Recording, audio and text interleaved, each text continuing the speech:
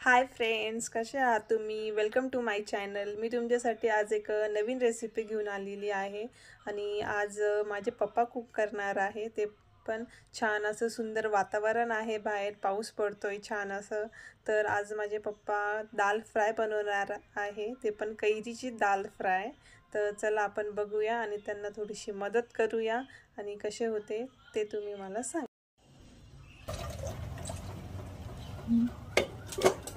2-3 पाण्याने डाळ धुवून घेणार आहे.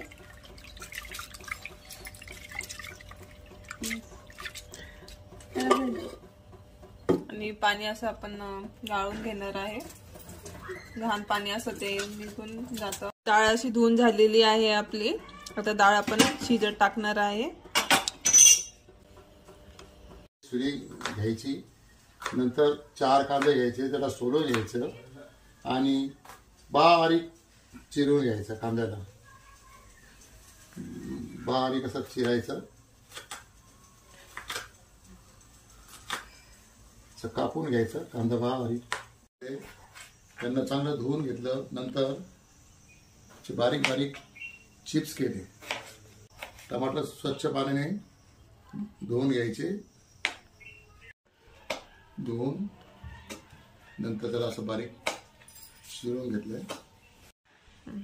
नंतर कोथिंबीर धुवून त्याला बारीक असं चिरून घ्यावे. कांदा हे सर्व कापून झाल्यानंतर, कोथिंबीर कापून झाल्यानंतर आपण आता गॅस चालू करू. त्याच्यानंतर कढई ठेवू आणि थोडंसं तेल टाकून हे बाकीचे मसाले त्यात ॲड करू. आता आपण ही डाळ सर्व संपूर्ण शिजवून घेतलेली आहे. त्याच्यामध्ये कैरी टाकली, थोडंसं डाळीमध्ये आंबटपणा यावा म्हणून.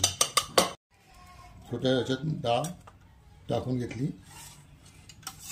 शिजवलेली डाळ टाकलेली आहे. मोहरी टाकूया, नंतर जिरा टाकतोय. जिरा झाल्यानंतर त्याच्यामध्ये हिरवी मिरची टाकली.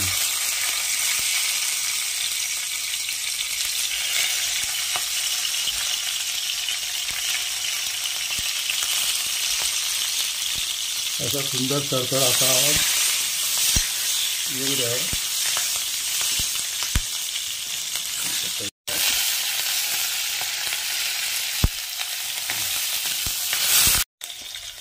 कांदा टाकूया. कांद्याला आपण थोडा भुरा कलर आला येऊ द्यावा. धना पावडर टाकली, थोडासा हिंग. कांद्याला चांगलं परतून घ्या, लाल होतोय. लाल रंग आलेला आहे, भुरा कलरचा कांदा झालेला आहे. आता बटाटे टाकूया. मसाले परतून घेतलेले आहे. नंतर आपण त्याच्यामध्ये डाळ टाकूया.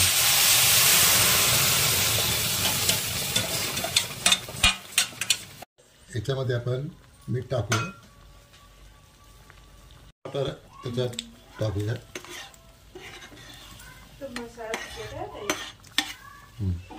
थोडंसं 10 मिनिटं शिजू देऊया. नंतर चांगली उकळी आल्यावरती याला आपण उतरून घेऊया. ती डाळ फ्राय तयार. शिजून झाल्यानंतर त्याला उतरून घ्यायचं आणि मग सर्व करायचं. आता ही आपली डाळ तयार झाली. आपण वरतून कोथिंबीर टाकूया. याला कैरीची डाळ म्हणतात. तुम्हाला आजची रेसिपी कशी वाटली, कैरी दाल फ्राय, प्लीज़ मला कमेंट करा आणि कमेंटमध्ये सांगा. लाइक करा, शेयर करा आणि सब्सक्राइब करा. और ये लाइक पापा के लिए बनता ही है.